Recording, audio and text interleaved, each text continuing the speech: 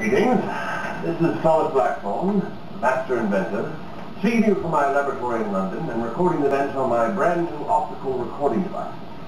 It seems that those knuckle-dragging Neanderthals down at the Defense Ministry have threatened to show up today to confiscate all of my work if I don't somehow magically produce the exact whereabouts of my previous employer, Dr. Babbage. I seriously doubt he's going to let me know where he is, considering the fact that, well, when I worked for him, I was a bit more interested in monetary gain than world acclaim. I simply wanted to find a paying customer to sell the business engine to once we got it working.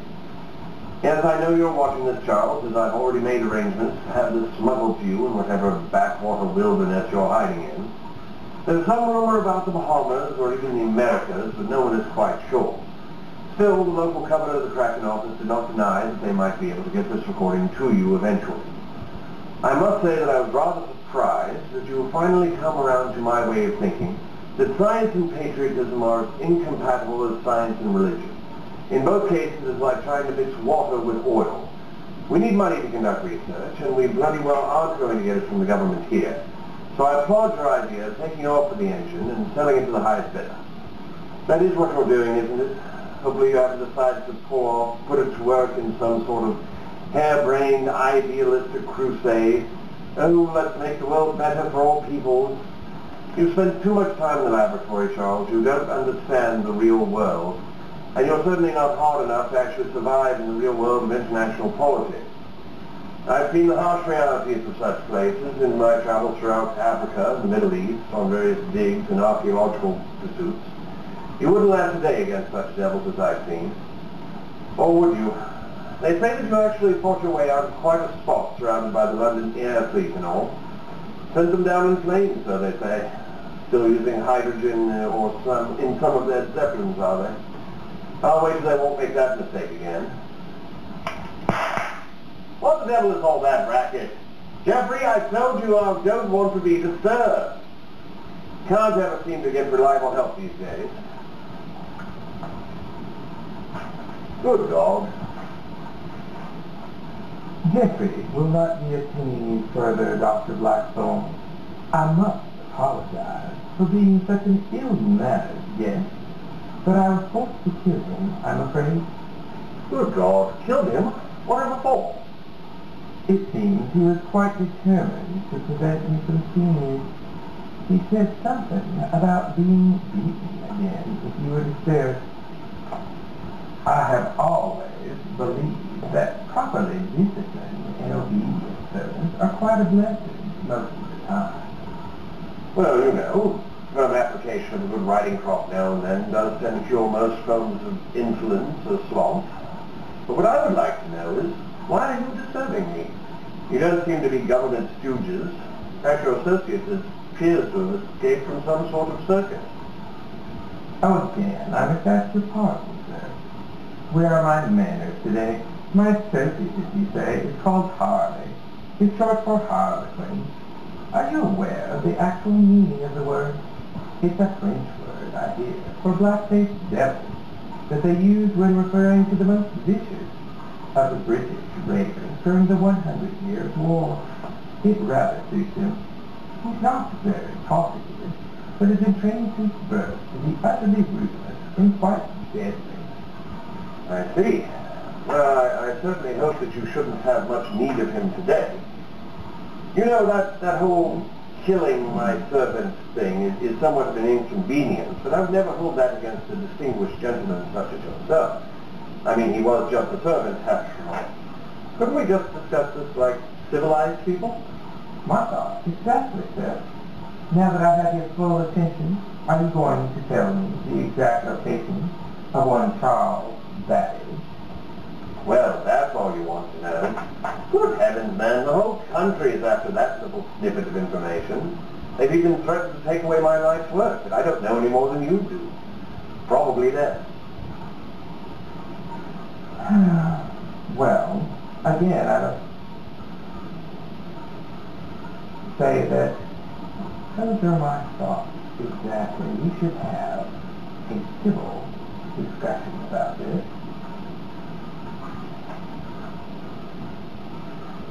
I hope for your sake, sir, that you're practicing the delicate art of deception as if you know nothing. Then I shall have no further use for you. And unlike Harley did, I rather dislike the use of a mask, so I can hardly leave you alive. You know, our government may be a bunch of pompous, drunken, self-absorbed idiots, but they don't usually go around killing the locals just for not knowing something, especially not published men of letters. Yes, well, you see, sir, I do not work for the government, at least not directly.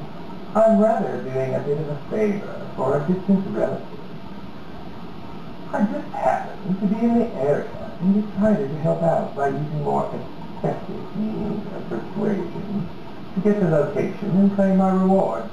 In fact, I imagine Harley here would just love to get his strong little hands on you. After a day or two, you tell me your deepest, darkest secrets. We should have time to get well acquainted by then. Hold his hands, Harley. What? Stop doing this. Well, no.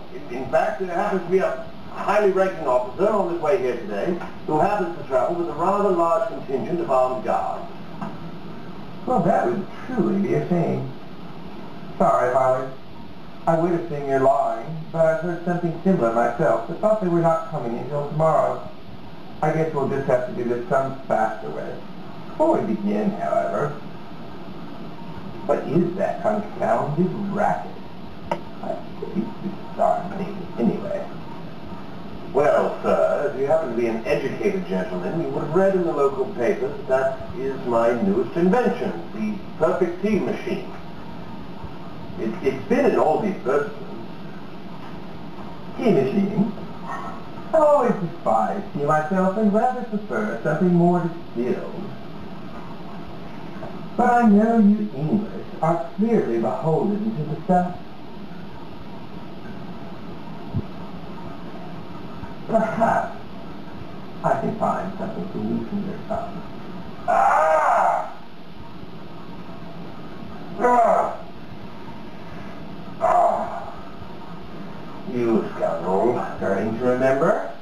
I learned more than just archaeology in my Egyptian days. If you don't release me, I swear I shall haunt you until your dying day. Really? Oh my, but you're a tough little bowl evil, aren't you? I swear, sir. How about Waking or sleeping, you will never find rest.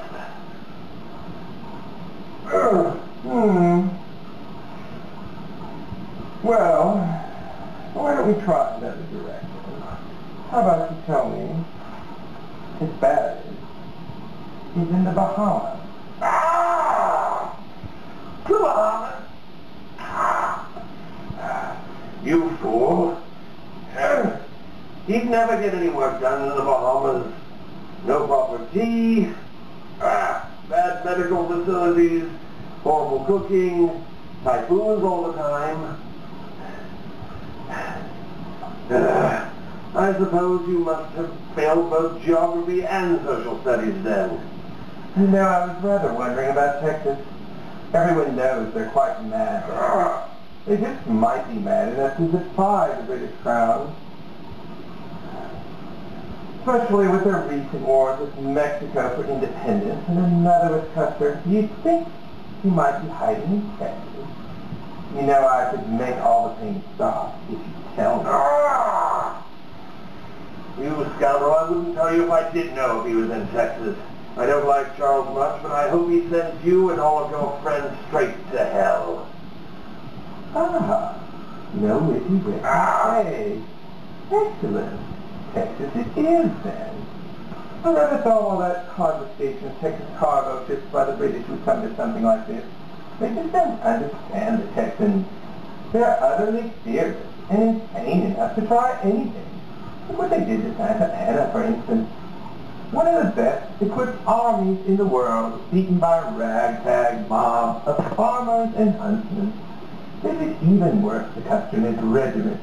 It's indeed they might just stand up to Britain. shame, really. I rather like that sort. It might be useful if they could ever be properly managed. I suppose it's rather like trying to control a wild wolverine. Yes, what is it, Harvey? What soldiers?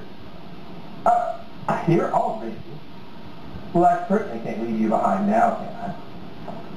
Sorry to have been such an ungracious guest. But those are the fortunes of war. Well, business, anyway.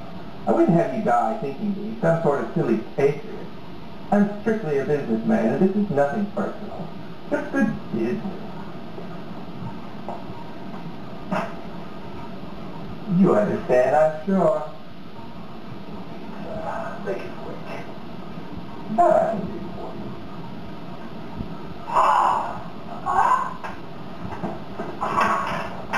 I think we're done here, Harley. Gather up your weapons. Sorry, old chap, but I couldn't give you more time with him. That's just the way it seems. What? Darn this confounded, noisy contraption.